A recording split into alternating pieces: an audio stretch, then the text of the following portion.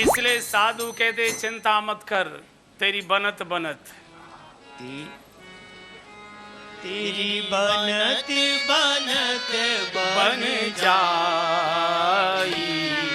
हरि नाम जपा कर भाई, तेरी बनत बनत बन जाई। हरि नाम लिया कर भाई, तेरी बनत बनत बन जाई। हरि नाम लिया कर भाई। दुनिया दौलत माल खजाना, दुनिया दौलत माल खजाना, दुनिया दौलत माल खजाना, दुनिया दौलत माल खजाना, बधिया बैल चराई, बधिया बैल चराई। काल का डंका सिर पर बाजे, काल का डंका सिर पर बाजे। खोज खबर ना पाई, हरि नाम लिया कर भाई। हरि नाम लिया कर भाई, तेरी बनत बनत बन जाई। हरि नाम लिया कर भाई, तेरी बनत बनत बन जाई। हरि नाम लिया कर भाई, तेरी बनत बनत बन जाई। हरि नाम लिया कर भाई। रंग का तारा बंका तारा, रंग का तारा बंका तारा, तारा सदन रसाई, तारा सदन रसाई। रंग का तारा बंका तारा, रंग का तारा बंका तारा, तारा सदन रसाई,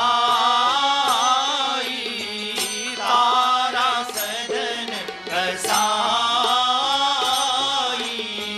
सुआ पढ़ावत गणिका तारी, सुआ पढ़ावत गणिका तारी। तारी करमावाई, हरि नाम लिया कर भाई, तेरी बनत बनत बन जाई। हरि नाम लिया कर भाई, तेरी बनत बनत बन जाई। हरि नाम लिया कर भाई, तेरी बनत बनत बन जाई। हरि नाम लिया कर भाई, हरि नाम लिया कर भाई। इन्हीं जगन्नाथ भगवान ने सदन कसाई पर, आपने सदन की कथा सुनी होगी। सदन जाति से कसाई थे, लेकिन भक्त थे, गत जन्म में ब्राह्मण थे।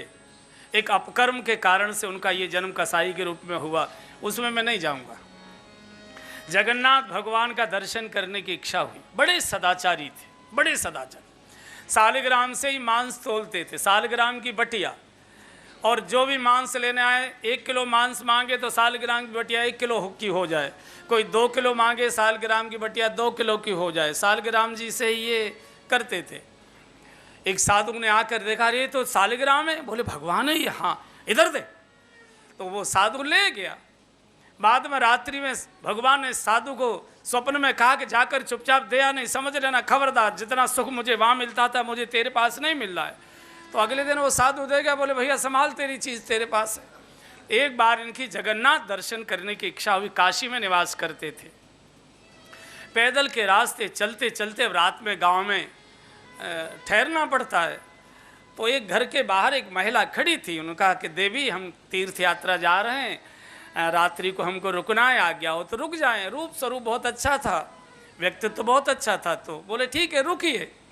भोजन आदि किया, अपने कमरे में सदन पहुंच गए। इस महिला का थोड़ा मन में कामुकता आ गई और आकर कुछ उन्होंने प्रस्ताव रखा, कुछ कामुक बातें की। बोले देवी ये भाषा आपको शोभा नहीं देती, हम विदेशी हैं, आप शादीशुदा हैं, अच्छा नहीं लगता है और हम ये आचरण में हैं भी नहीं।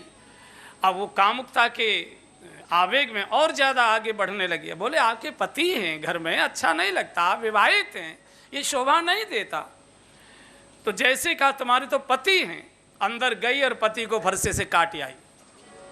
बोले लो ये पति का भी मैंने अब कत्ल कर दिया, अब मेरे साथ व्यवहार करो। अब तो बड़ी मुश्किल, सन्न रह गए।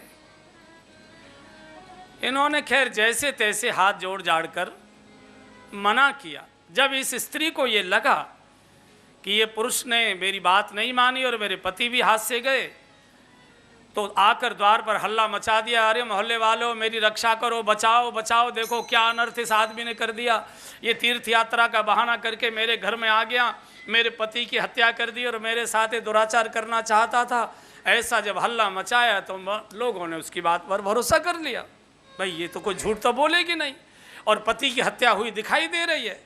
अब सदन कुछ बोल नहीं पा रहे, इतनी भीड़, अब करे तो करे क्या। हे प्रभु कौन सी कठोर परीक्षा लेना चाहते हो। सदन सोच रहे क्या हो रहा है ये। तो गांव के बुजुर्गों ने तय किया कि भाई इसने इन हाथों से कत्ल किया है, इसके दोनों हाथ काट दो। दोनों हाथ काट दिए और कटे हाथ को लेकर सदन चले आ रहे हैं। जगन्नाथपुरी से 10, 20, 25, 30 किलोमीटर दूर रहे होंगे और चलते चलते जब हालत खराब, सारा रक्त शरीर में से बह गया और केवल कंकाल बचा है और चला नहीं जा रहा, तो भगवान ने स्वप्न में राजा को आदेश दिया कि एक सदन नाम का मेरा भक्त आ रहा है, उसको पालकी में बिठा कर लाओ। तो मेला दर्शन करने आ रहे थे लोग, रथ का मेला था, भारी भीड़ थी। अब कैसे पता लगे सदन कौन है। तो राजा के सेवकों ने चिल्लाना शुरू कर दिया, सदन भक्त कौन है, सदन भक्त कौन है, सदना कौन है, सदना कौन है। तो इन्होंने कहा हाँ मैं हूँ। बोले आइए पालकी में। भगवान ने पालकी भेजी। अब देखिए क्या लीला होती है। जब मंदिर में दर्शन करने के लिए सदन आए और भगवान की छवि का दर्शन किया, और जब साष्टांग प्रणाम करने के लिए धरती पर लेटे, तो हाथ जोड़ने के लिए दोनों हाथों को वो ऐसे मिलाने की कोशिश करने। अब ये तो दोनों ठूंठ थे, यहाँ से हाथ काटे हुए थे, हाथ मिल नहीं रहे थे।